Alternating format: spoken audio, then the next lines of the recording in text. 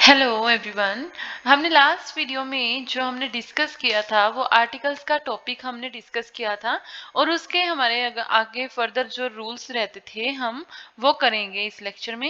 And हमने 4 to 6 rules हम कर चुके हैं, तो एक बार उनका ओवरव्यू ले लेते हैं क्योंकि फिर अगले वाला हमें तभी समझ आएगा अगर पिछले वाला थोड़ा सा हमें दिमाग में हमारे होएगा।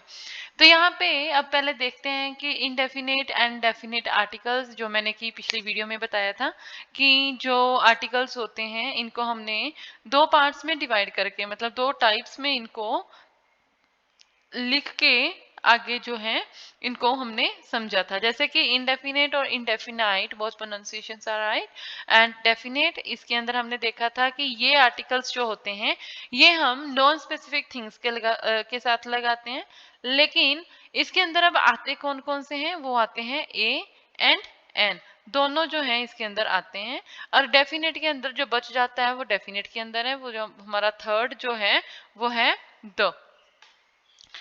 आगे हमने पढ़ा था, मैंने एग्जाम्पल्स बताई थी, जैसे कि once upon a time there was a king, the king was very kind, one day he met an old man, the old man was very poor. यहाँ पे मैंने ए को, द को एंड एन को, तीनों को अप्लाई कर दिया था इन 3-4 लाइनों में, और इसका मैंने मीनिंग भी बताया था कि कैसे कैसे हमने इसको, कहाँ पे क्यों ए लगाया, क्यों एन लगाया और क्यों द लगाया। आगे इसके एग्जांपल्स देखते हैं। एग्जांपल्स के अंदर हमने देखा था कि ए को, यहाँ पे ए को अप्लाई करना सिखाया था, यहाँ पे एन को, और इधर हमने द को। अब हमने ये पढ़ा था कि जो द आर्टिकल होता है ये हम कहाँ पे अप्लाई करते हैं, जो हमारे डेफिनेट नाउन्स होते हैं।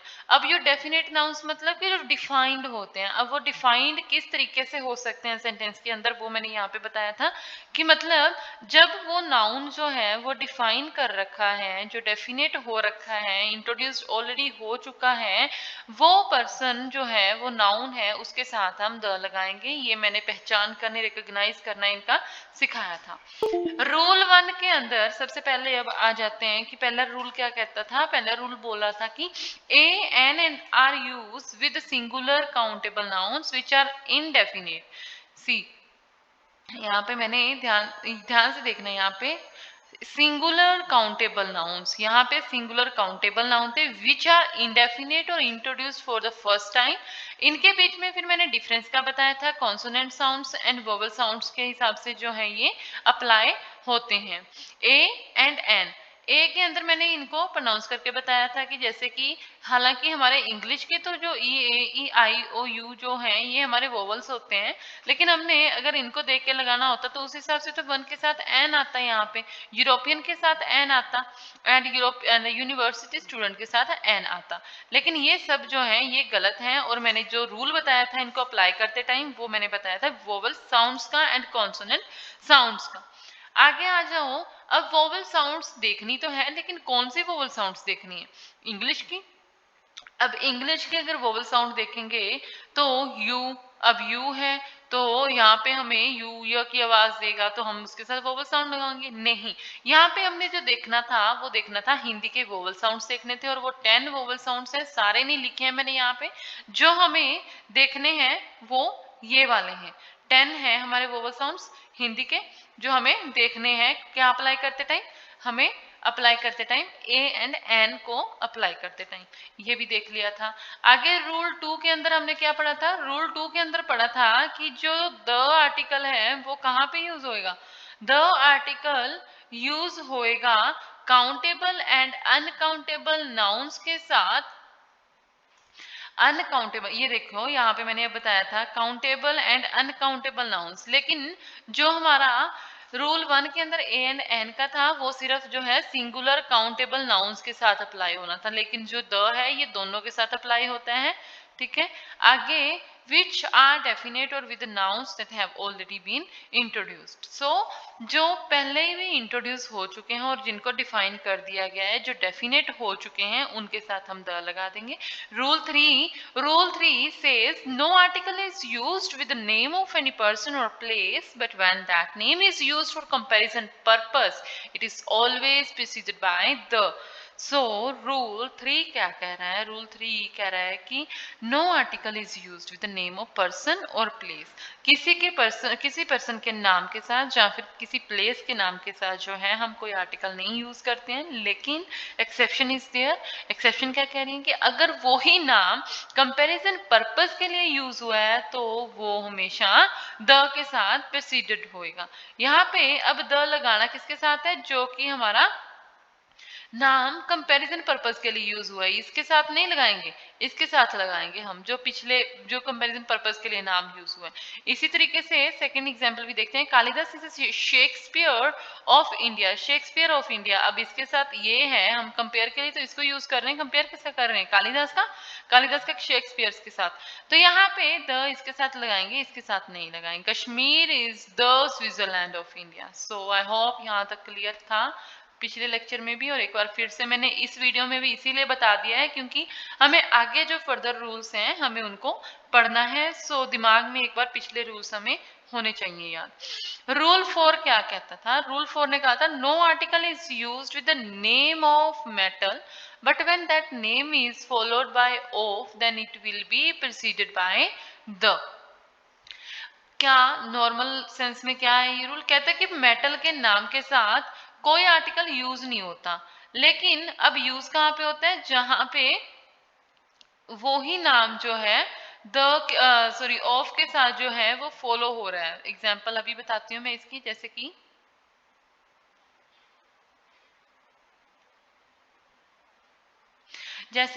इसके एग्जाम्पल मैंने सिंपल कल भी बताई थी। Gold is a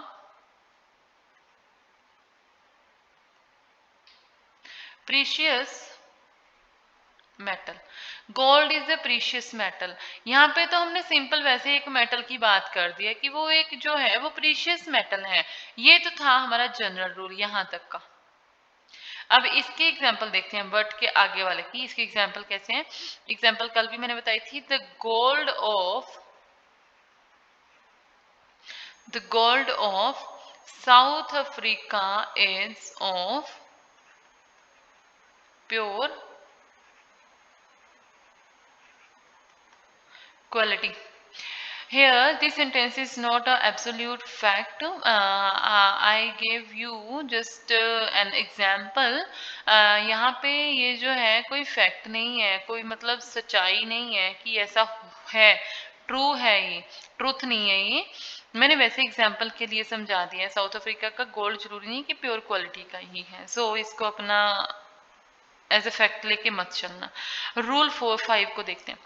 use of a and an articles, इनका यूज कहाँ पे होता है? Is mandatory in few phrases. For example, अब देखिए इसके अंदर कुछ मैंने फ्रेजेस लिखे हैं। Make a noise, tell a lie, take an interest in, once upon a time, a short while ago. कहीं कहीं ए लगा हुआ है, कहीं कहीं एन लगा हुआ है। इस टाइप के जो फ्रेजेस होते हैं जो कि हमारे सुनने में और लिखने में आते हैं इंग्लिश में, इनके साथ हम जो है अगर तो ए लगा हुआ है, अगर एन लगा हुआ है, तो इनको एज इट इज हम जो है यूज करते हैं, इनको हटाते नहीं है। जैसे कि अब अ शॉर्ट वाइल अगो, अब देखा जाए तो शर्ट तो लेकिन एस है, तो इनको प्रोनाउंस करके देखें शॉर्ट वाइल अगो, है ना। उस हिसाब से भी अगर ए लगा हुआ है यहाँ पे, वंस अपॉन अ टाइम उस हिसाब से लगा हुआ है ना। इंटरेस्ट को प्रोनाउंस करके देख लो, एन लगा हुआ है। लाई, नॉइस, तो जहां जहां भी ये लगते हैं ना वो एज इट इज हम लगाते हैं, इनको कभी भी रिमूव नहीं करना होता है। आगे रूल 6 के ऊपर क्या था? In case of degrees, how many degrees are there are 3 degrees, positive, comparative and superlative. And in case of superlative degree, in case of positive degree, we use only a और an article accordingly. Accordingly क्या मतलब? यहाँ पे rule वही लगेगा, consonant vowels, consonant sounds and vowel sounds. And in case of comparative degree we will use no article but there is an exception. This is a general rule, exception is there. And what kind of exception is there? And exception is given that comparative degree is followed by of, Of is a preposition here, is of, then it must be preceded by the. So यहाँ पे clear है कि वैसे तो कोई article use नहीं होएगा, लेकिन एक्सेप्शन क्या कह रही है कि जब वो ही कंपैरेटिव डिग्री ऑफ के साथ प्रिसीडेड हो रही है तो उसके साथ हम लगाएंगे द। एग्जाम्पल देख लेते हैं। Rohit is the better brother of two sisters. Rohit is the better brother of two sisters. अब यहाँ पे देखिए, यहाँ पे अब हमने ऑफ लगा रखा है एंड हमने बेटर के साथ यहाँ पे द लगा दिया। आई होप ये भी क्लियर हो चुका है। आगे चलते हैं रूल 7 के ऊपर। Use of the is compulsory with the following proper noun. अब प्रॉपर नाउन्स कौन से होते हैं, आई होप यहाँ थोड़ा बहुत पता होगा। अगर नहीं भी पता है तो जब हम नाउन्स स्टार्ट करेंगे, आर्टिकल्स के बाद हम नाउन्स ही स्टार्ट करेंगे, तो वहाँ पे हम इनके टाइप्स, मीनिंग एंड फर्दर इनके जो रूल्स हैं वो सब हम डिस्कस करेंगे। जैसे कि अब प्रॉपर नाउन्स होते हैं, प्रॉपर नाउन्स फॉर एग्जांपल जैसे रवनीत है, कोई भी रॉबिन है, रमेश है, नेहा, इस टाइप के कोई भी मतलब आपके नाम है, सिटी है, चंडीगढ़ है, दिल्ली है, इस टाइप के जो नाउन्स होते हैं वो प्रॉपर नाउन्स होते हैं। और जो कॉमन नाउन्स होते हैं हमारे, कॉमन नाउन्स कौन से होते हैं, जैसे कि गर्ल है, सिंपल वैसे लिख दिया, बॉय है, नाम नहीं बताया हमने, वैसे ही जनरल टॉक कर रहे हैं हम यहाँ पे, तो जनरल ही बता रहे हैं एक लड़के के बारे में, लड़की के बारे में। एंड जैसे सिटी है, सिटी का नाम नहीं लेकिन हमने वैसे सिटी बोल दिया, ठीक है। इस टाइप के जो होते हैं ये हमारे कॉमन नाउन होते हैं। बाकी हम इनको डिटेल में पढ़ेंगे जब हम नाउन्स की क्लासेस स्टार्ट करेंगे। ओके अब आ जाओ, रूल 7 में बोला था कि कुछ प्रॉपर नाउन्स होते हैं जिनके साथ द यूज करना कंपल्सरी होता है। जैसे कि अब यहाँ पे स्पेसिफिक है, जैसे अब रिवर्स के नाम के साथ रिवर होते हैं, इनके साथ जैसे कि अब गंगा है, ठीक है। अब गंगा है, इसके साथ हम द यूज करेंगे, ठीक है। अब गंगा को गैंजिस भी बोलते हैं, गैंजिस, इसके साथ भी द यूज करेंगे, the Ganges, the Ganga. Okay, दो दो इसके दो नाम हैं गंगा के। आगे सेकंड है ओशंस। ओशंस जैसे पैसिफिक ओशन होते हैं, तो सॉरी पैसिफिक ओशन जैसे नाम है ओशन का, द पैसिफिक ओशन ओशन हो जाएगा यहाँ पे। Further heavenly objects, for heavenly objects में कौन कौन से आते हैं, जैसे कि सन हो गया, मून हो गया, अर्थ। इनके साथ हम जो है आर्टिकल जो लगाएंगे वो लगाएंगे द, लगाएंगे the sun, the moon, the earth. Hotels होते हैं, होटल्स के नाम जैसे Taj, the Taj, trains, airplanes, इनके नाम होते हैं जो इनके साथ हम द यूज करेंगे, जैसे द शताब्दी एक्सप्रेस। देन डायनेस्टीज आ जाती हैं, डायनेस्टीज के अंदर जो आ जाते हैं जैसे गुप्ताज होते हैं, डायनेस्टीज के अंदर जैसे गुप्ताज, और जैसे मुगल्स होते हैं, इनके साथ जो हम लगाते हैं वो लगाते हैं द, सिंगल हम इनको ऐसे यूज नहीं करते। द गुप्तास हो गए, द मुगल्स हो गया, ठीक है। तो अब म्यूजिकल इंस्ट्रूमेंट्स की बात आती है। म्यूजिकल इंस्ट्रूमेंट्स की, जैसे कि हम नॉर्मल अगर बोल रहे हैं कि तानपुरा, तो इसको हम जैसे बोलेंगे द तानपुरा। हारमोनियम है, द हारमोनियम। एंड एक्सेप्शन रहती है इसकी, म्यूजिकल इंस्ट्रूमेंट्स की एक एक्सेप्शन रहती है, हो सकते है इसको अगर चाहें तो लिख भी सकते हैं, इसके अंदर ऐसे लिख सकते हैं, एक्सेप्शन है। जैसे कि हम किसी को ऐसे बात कर रहे हैं, when we talk about the play of that instrument, for example जैसे कि शी प्लेज द गिटार। एक एग्जाम्पल तो ये हमने लिख ली कि वो गिटार बजाती है, ठीक है। तो शी प्लेज द गिटार, यहाँ पे तो द आ जाएगा, ठीक है। अब when we talk about it as an item, then item second, first तो हमने ये लिख ली, सेकंड जो है वो हम ऐसे लिखेंगे when we talk about, when we talk about, यहाँ ऊपर लिख देती हूँ मैं, when we talk about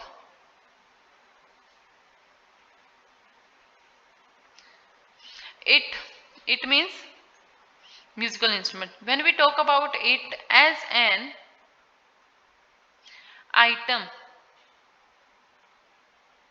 then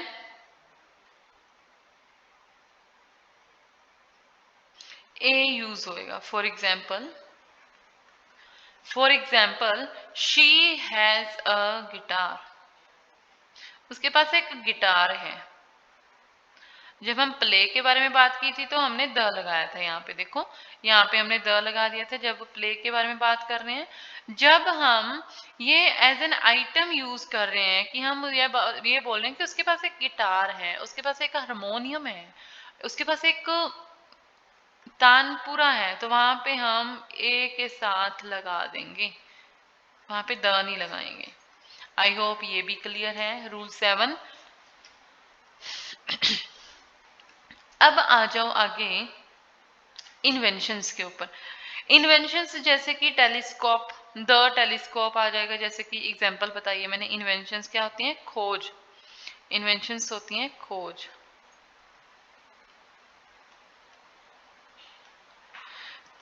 inventions इसके अंदर हम लिख लेते हैं, टेलीस्कोप का लिख लेते हैं एक एग्जांपल। अब इसके साथ द लगाएंगे, telescope. The things which are unique. अब इस केस में कौन कौन से आते हैं थिंग्स विच आर यूनिक के साथ? इसके अंदर काफी चीजें आ जाती हैं, जैसे कि अब ताजमहल है ना, ताजमहल। इसके साथ जो यूज करते हैं हम, क्या यूज करेंगे? The Taj Mahal, the red fort,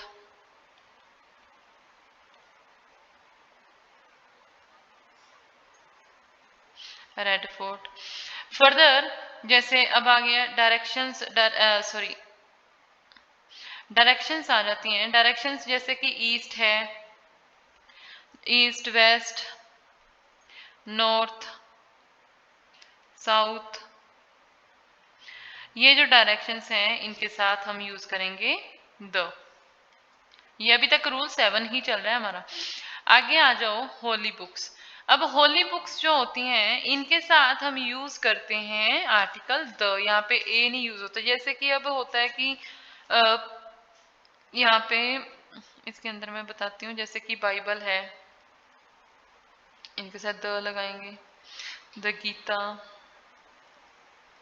the Quran, ये जो है हमारी होली बुक्स हैं कुछ, इनके साथ हमेशा होली बुक्स जो भी हैं, ये सिर्फ मैंने 3 लिखी हैं, इसका मतलब ये नहीं है कि सिर्फ 3 के साथ ही, जितनी भी होली बुक्स हैं उन सब के साथ द यूज करेंगे हम। अब आ जाते हैं, मूव करते हैं रूल 8 की तरफ। रूल 8 क्या कह रहा है? No article is used with sunset, sunrise, dusk, down.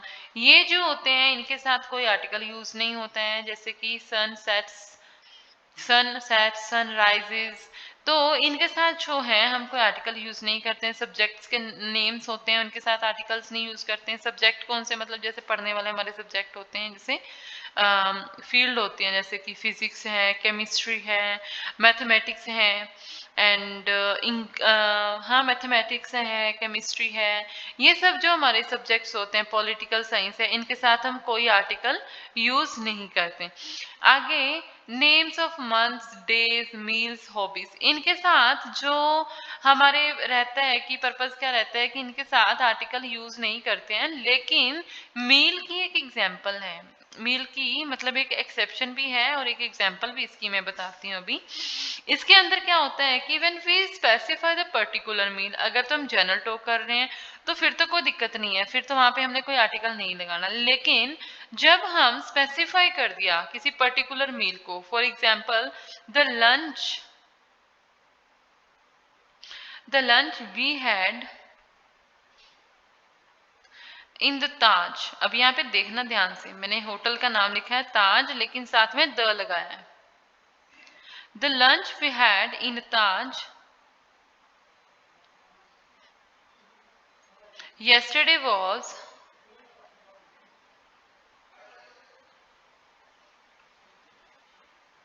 very delicious।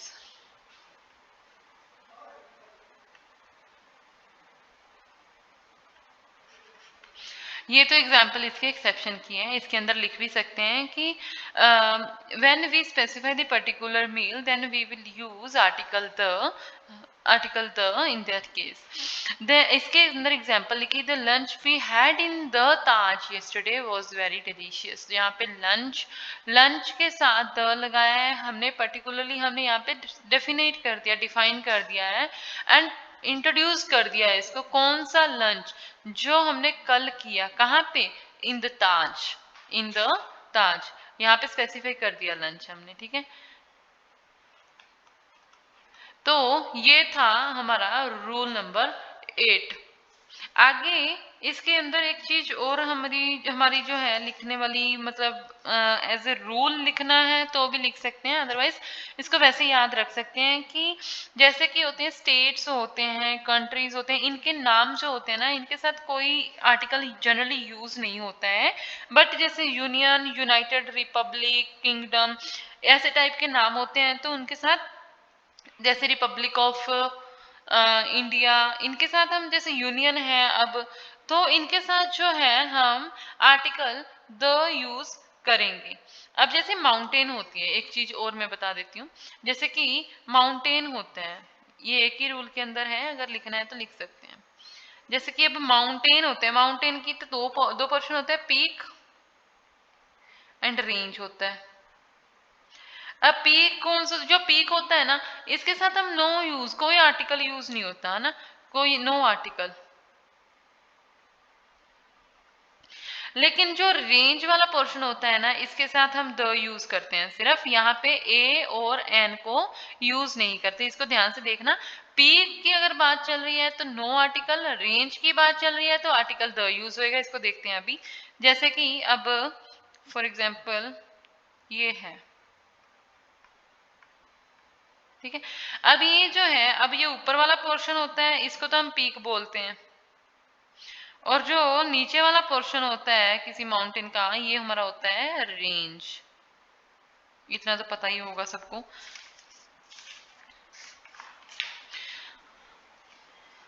ठीक है, तो इस केस में जो, तो अगर तो रेंज की बात चल रही है तो द यूज हो जाएगा, अगर यहाँ पे पीक की बात चल रही है तो कोई आर्टिकल यूज नहीं होएगा। इसी तरह से अब लैंग्वेज के साथ कोई नाम यूज नहीं होता, सॉरी आर्टिकल यूज नहीं होता। लैंग्वेज,